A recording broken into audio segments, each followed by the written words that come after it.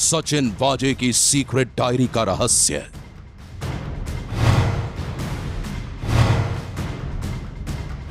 Diary के पन्नों में दफन कोड वर्ड्स की कहानी। एनआईए सूत्र बताते हैं कि इस डायरी के कई पन्नों पर कोड वर्ड में कुछ लिखा है। वाजे की छठी कार में एंटीलिया कांड के सबूत और होटल में काली कमाई गिनने वाली मिस्ट्री गर्ल।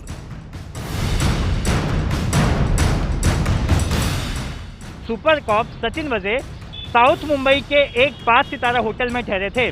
उस दौरान उनसे मिलने के लिए एक महिला आई थी जिसके हाथ में कैश काउंटिंग मशीन भी थी। वर्दी वाले विलन की गुमनाम हीरोइन।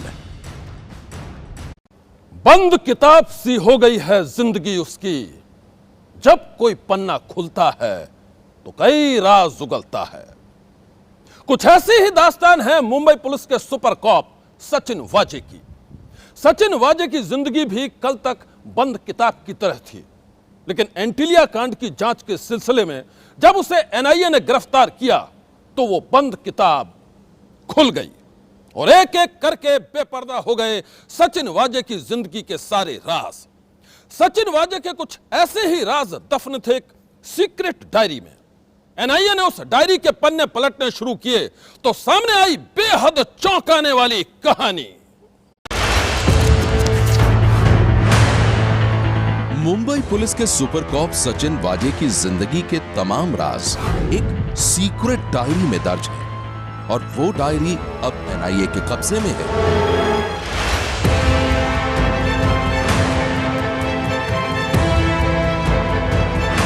एनआईए सूत्रों के मुताबिक डायरी के हर पन्ने पर सचिन वाजे की काली कमाई के सीक्रेट दर्ज हैं। डायरी की शुरुआती जांच पड़ताल में पता चला है कि इसके पन्नों पर कुछ बैंक खातों और रुपयों के लेन देन से जुड़ी जानकारियां दर्ज की गई हैं।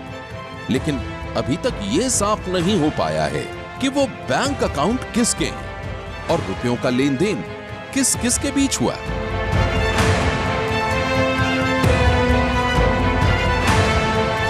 एनआईए को शक है कि सचिन वाजे की डायरी में 100 करोड़ के वसूली रैकेट से जुड़ी अहम जानकारियां भी दर्ज हो सकती हैं, जिसका खुलासा मुंबई पुलिस के पूर्व कमिश्नर परमबीर सिंह ने एक चिट्ठी में किया है। एनआईए के मुताबिक मुंबई पुलिस के सस्पेंड एपीआई सचिन वाजे से जुड़ी कई अहम जानकारियां उस सीक्रेट डायरी में दर्ज हैं। लेकिन जांच टीम के सामने सबसे बड़ी परेशानी यह है कि डायरी में लिखी गई सारी बातें कोड वर्ड्स में हैं। और जब तक उन तमाम कोड वर्ड्स को डीकोड नहीं कर लिया जाता तब तक यह साफ नहीं हो पाएगा कि सचिन वाजे की डायरी में किस किस के गुनाहों का कच्चा चिट्ठा दर्ज है।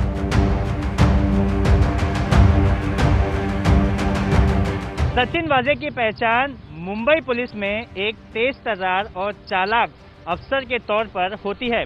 क्राइम ब्रांच में तैनाती के दौरान वो अपराधियों पर शिकंजा कसने के लिए बड़े ही गुपचुप ढंग से जाल बुनते थे।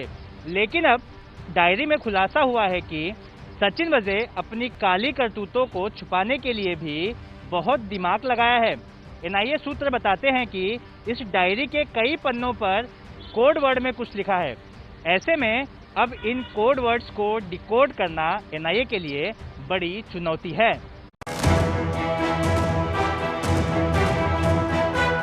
एनआईए सूत्रों के मुताबिक सचिन वाजे की वो सीक्रेट डायरी उसके ऑफिस से जब्त की गई है। एनआईए की जांच टीम को शक है कि तेज तर्रार पुलिस अधिकारी सचिन वाजे ने पब, बार और रेस्टोरेंट से होने वाली वसूली का पूरा ब्यौरा दर्ज करने के लिए ही कोड वर्ड्स का सहारा लिया है, ताकि कोई भी वसूली के खेल को समझ न पाए। डायरी में दर्ज कोड वर्ड्स की कहानी ने सचिन वाजे की शख्सियत के वो तमाम राज बेपर्दा कर दिए हैं जो अब तक खाकी वर्दी के पीछे छुपे हुए थे। जांच टीम का मानना है कि शातिर दिमाग पुलिस अधिकारी सचिन वाजे की सीक्रेट डायरी में दर्ज वसूली कांड की तमाम जानकारियां इसी साल के जनवरी महीने की हैं। डायरी में कुछ सट्टेबाजों के नाम भी दर्ज हैं। तो क्या सचिन वाजे होटल, पब, बार और रेस्टोरेंट के अलावा सट्टेबाजों से भी वसूली करता था, या फिर सट्टेबाज भी उसके वसूली गैंग में शामिल थे? यह सवाल इसलिए क्योंकि सचिन वाजे के लिए काम करने वाले एक सट्टेबाज को 2 दिन पहले ही एटीएस ने गिरफ्तार किया है। एटीएस का आरोप है कि क्रिकेट सट्टेबाज नरेश गोर ठाणे के कारोबारी और एंटीलिया कांड के राजदार मनसुख हिरेन के मर्डर की साजिश में शामिल था। वर्दी वाले विलेन सचिन वाजे की काली करतूतों की यह कहानी एंटीलिया कांड की जांच के दौरान सामने आई थी और आज वो खुद ही एनआईए जांच के घेरे में है। मैं आपको बता दूं कि मैं अभी अभी मुंबई से लौटा हूं। 3 दिनों तक सनसनी की टीम ने ग्राउंड जीरो से एंटीलिया कांड और मनसुख हिरेन मर्डर केस के हर पहलू की पड़ताल की और सचिन वाजे के कई राज किए बेपर्दा। इसी कड़ी में हमने कल सचिन वाजे और होटल ट्राइडेंट के कनेक्शन की कहानी से आपको रूबरू कराया था। आज सामने आ गए हैं उस खुफिया कनेक्शन के कई सबूत। मुंबई का होटल ट्राइडेंट अचानक एनआईए के रेडार पर आ गया है। वजह सिर्फ इतनी सी है कि एंटीलिया कांड की जांच में जुटी एनआईए की टीम ने इस होटल के साथ सचिन वाजे का खुफिया कनेक्शन ढूंढ निकाला है। उस खुफिया कनेक्शन की कहानी दुनिया के सामने तब आई जब सोमवार को एनआईए की एक टीम ने होटल ट्राइडेंट पहुंचकर यहां का रिकॉर्ड खंगाला। इस होटल के रिकॉर्ड और सीसीटीवी फुटेज की जांच पड़ताल के दौरान ऐसे खुलासे हुए जिसने सबको हैरान कर दिया।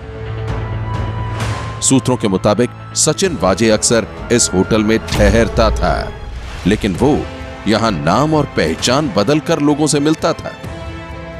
एनआईए ने खुलासा किया है कि इस होटल में कमरा बुक करने के लिए सचिन वाजे फर्जी आधार कार्ड का इस्तेमाल करता था।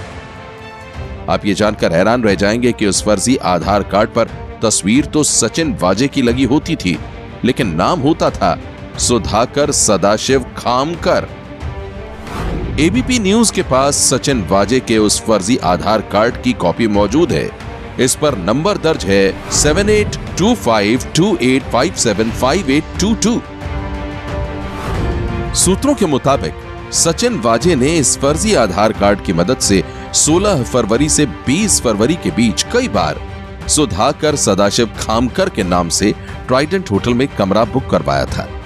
अब सवाल यह है कि सचिन वाजे यहां नाम और पहचान बदलकर क्यों आता था? वो यहां किससे मिलता था? और इस होटल के बंद कमरों में क्या क्या डील होती थी? सचिन वाजे से जुड़े इन तमाम सवालों के जवाब जानने के लिए एनआईए की टीम अब होटल के स्टाफ से जानने की कोशिश कर रही है। एनआईए सूत्रों के मुताबिक इस मामले में अब तक की जांच के दौरान गिरफ्तार पुलिस इंस्पेक्टर सचिन वाजे का एक फर्जी आधार कार्ड भी बरामद हुआ है। आरोप है कि इस फर्जी आधार कार्ड के जरिए कई महंगे होटलों में अनेकों कमरे बुक कराए जाते थे और फिर इन कमरों में रिश्वत की रकम वसूली जाती थी। अब एनआईए जानना चाहता है कि होटलों को इन कमरों की पेमेंट कौन करता था और किस तरह से करता था। यही कारण है कि एनआईए इस मामले में कुछ होटलों के कर्मचारियों से भी पूछताछ करने जा रहा है। सूत्रों के मुताबिक होटल ट्राइडेंट के साथ कनेक्शन का खुलासा होते ही सचिन वाजे की इस कहानी में एक मिस्ट्री गर्ल की भी एंट्री हो गई है।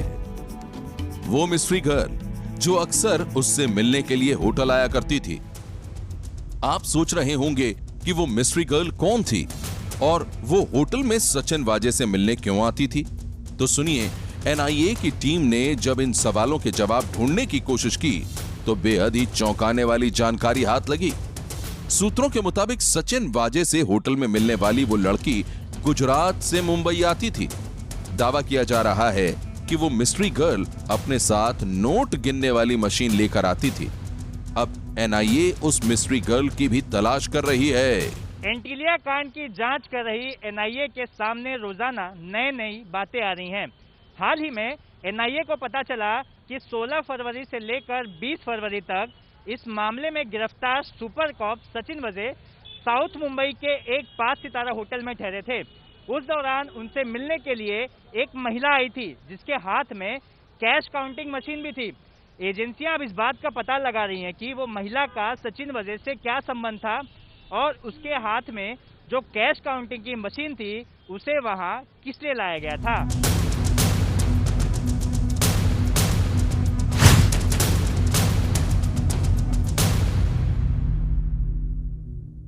सचिन वाजे की सीक्रेट डायरी की पूरी कहानी मैं आपको आगे बताऊंगा, लेकिन उससे पहले मैं आपको बताता हूं इस वक्त की सबसे बड़ी सनसनी। वर्दी वाले विलेन सचिन वाजे की वजह से विवादों से घिरी मुंबई पुलिस की क्राइम ब्रांच में ताबड़तोड़ तबादले हुए हैं। खबर है कि क्राइम ब्रांच में एक साथ 65 पुलिस वालों का ट्रांसफर कर दिया गया है। मैं आपको बता दूं कि एंटीलिया कांड के बाद मुंबई पुलिस की काफी किरकिरी हुई थी, शायद इसीलिए ये ताबड़तोड़ तबादले हुए हैं।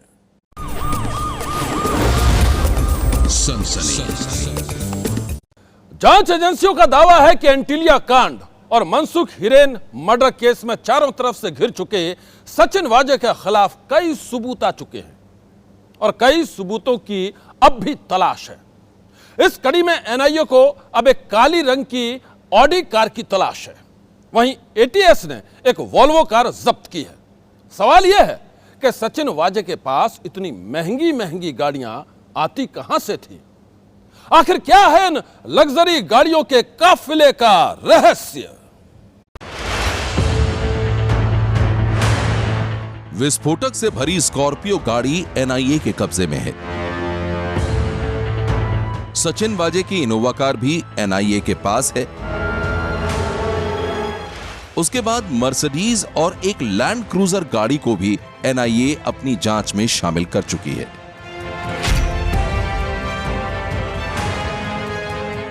और अब इस कड़ी में एटीएस ने भी एक बड़ी कामयाबी का दावा किया है। एटीएस ने वोल्वो कार को जब्त किया है। एटीएस का दावा है कि ये लग्जरी कार भी सचिन वाजे के काफिले में ही शामिल थी। उद्योगपति मुकेश अंबानी के बंगले के पास 20 जिलेटिन की छड़ों के साथ गाड़ी पार्क करने के मामले में एनआईए ने अब तक कुल 5 गाड़ियां जब्त की हैं। तो मनसुख हिरेन मामले की जांच कर रही महाराष्ट्र एटीएस ने एक लग्जरी गाड़ी दमन से जब्त की है। एजेंसियों का मानना है कि इन 6 के 6 गाड़ियों का इस्तेमाल पूरे क्राइम को अंजाम देने के लिए किया गया था। इन 6 गाड़ियों में से 5 गाड़ियां तो लग्जरी गाड़ी है और एक गाड़ी सरकारी गाड़ी है। एफएसएल को और पुलिस एजेंसियों को इन गाड़ियों से कई सारे सबूत मिले हैं जिसकी जांच जारी है। हम आपको बता दें कि एटीएस ने जिस गाड़ी को जब्त किया है वो छठी ऐसी गाड़ी है जिसका ताल्लुक सचिन वाजे के साथ बताया जा रहा है। इसे दमन में छुपा कर रखा गया था। इससे पहले 5 गाड़ियां एनआईए की जांच में सामने आई थी। इन सभी गाड़ियों का ताल्लुक वर्दी वाले विलन सचिन वाजे के साथ बताया जा रहा है। एनआईए का दावा है कि सचिन वाजे के खिलाफ अब तक की जांच में जितने भी सबूत सामने आए हैं उनमें से कई सबूत इन गाड़ियों से बरामद हुए हैं। सचिन वाजे की इनोवा कार विस्फोटक से भरी स्कॉर्पियो के पास नजर आई थी। एनआईए का दावा है कि सीसीटीवी कैमरे में नजर आ रही वो इनोवा गाड़ी असिस्टेंट पुलिस इंस्पेक्टर सचिन वाजे ही इस्तेमाल करते थे। इतना ही नहीं, एनआईए एक मर्सिडीज बेंज गाड़ी को जब्त करके उसके साथ भी सचिन वाजे के कनेक्शन का खुलासा पहले ही कर चुकी है।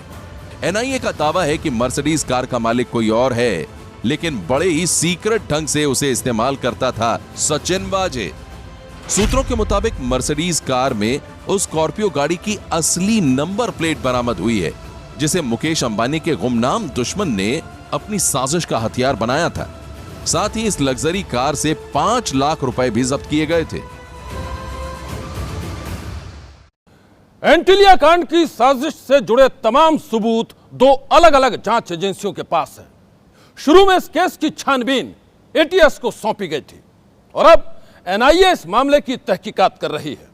दोनों ही एजेंसियां अपने अपने ढंग से केस में नए नए खुलासे कर रही हैं, लेकिन आज दोनों एजेंसियां एक ऐसे मोड़ पर पहुंच गई हैं जहां उनके बीच तफ्तीश और सबूतों को लेकर नजर आ रहा है टकराव। एटीएस और एनआईए के बीच एंटीलिया केस की जांच को लेकर तलवारें खिंचती हुई दिख रही हैं। दरअसल एटीएस ने मनसुख हीरेन हत्याकांड की जांच के दौरान 2 लोगों को गिरफ्तार करके सचिन वाजे को इस केस का मास्टरमाइंड बताया है। एटीएस का दावा है कि वो जल्द ही सचिन वाजे को रिमांड पर लेकर पूछताछ करेंगे और इस केस का हैंडओवर लेंगे। मनसुख हीरेन की हत्या का जांच का जिम्मा जब एटीएस को मिला, उस समय एटीएस को ऐसा कोई भी एविडेंस नहीं मिल रहा था जिसके आधार पर कातिलों तक पहुंचा जा सके। इसके बाद एटीएस ने अपनी टेक्निकल टीम का सहारा लिया और किसी तरह से एक सिम कार्ड को ढूंढ निकाला, जिस सिम कार्ड का इस्तेमाल इस पूरे क्राइम में किया गया है। बस उसी एक सबूत के आधार पर एटीएस के हाथ विनायक शिंदे और नरेश गौर तक पहुंच गए। एटीएस चीफ ने बताया कि इस मामले में कई और संदिग्ध हैं, लेकिन उनका स्टेटमेंट सीआरपीसी 164 के तहत कोर्ट में दर्ज कराया जाएगा ताकि ये मामला कोर्ट में और भी स्ट्रांग किया जा सके। बहरहाल इस मामले में कई और भी संदिग्ध हैं जिनकी गिरफ्तारी जल्द ही हो सकती है। एटीएस चीफ ने यह भी बताया कि वे 25 तारीख को एनआईए कोर्ट को एप्लीकेशन देंगे कि सचिन वाजे की कस्टडी उन्हें मिले ताकि इस केस में और भी खुलासे किए जा सके। हम आपको बता दें कि सचिन वाजे 25 मार्च तक एनआईए की कस्टडी में है। उसके बाद उसे कोर्ट में पेश किया जाएगा। उसी दौरान एटीएस की जांच टीम सचिन वाजे को रिमांड पर लेने की तैयारी कर रही है। वहीं एनआईए की तरफ से पहले ही यह साफ किया जा चुका है कि एंटीलिया केस के साथ साथ मनसुख हीरेन हत्याकांड की जांच भी एनआईए की टीम शुरू कर चुकी है। ऐसे में सचिन वाजे को रिमांड पर देने का सवाल ही नहीं उठता है। ऐसे में दोनों जांच एजेंसियां आमने सामने नजर आ रही हैं। मुंबई के एंटीलिया मामले में मुंबई एटीएस और केंद्रीय जांच एजेंसी एनआईए के माध्यम से केंद्र सरकार और राज्य सरकार के बीच तलवारें खिंचती नजर आ रही हैं। दरअसल मुंबई एटीएस ने जिस मनसुख हीरेन हत्याकांड में एनआईए द्वारा गिरफ्तार पुलिस इंस्पेक्टर सचिन वाजे को रिमांड पर लेने की बात कही है, मनसुख हीरेन हत्याकांड की वह जांच भी केंद्र सरकार एनआईए को सौंप चुका है। ऐसे में आने वाले 25 मार्च को दोनों एजेंसियों की लड़ाई कोर्ट में देखने को मिल सकती है। हैरानी की बात है कि दो एजेंसियां जांच में जुटी हुई हैं, लेकिन दोनों का अपनी अपनी डफली और अपना अपना राग है। अभी तक न तो एंटीलिया कांड की साजिश का मास्टरमाइंड बेनकाब हो पाया है और न ही मनसुख हीरेन के मर्डर का पूरा सच ही सामने आया है। जांच में जुटी एनआईए के अपने दावे हैं और एटीएस की जांच अपनी जगह पर है। मुंबई के एंटीलिया कांड में कथित मुख्य गवाह मनसुख हीरेन को जिन लोगों ने फोन करके मौत के घाट उतारने के लिए बुलाया था, उन लोगों को गिरफ्तार करने का दावा मुंबई एटीएस ने किया है।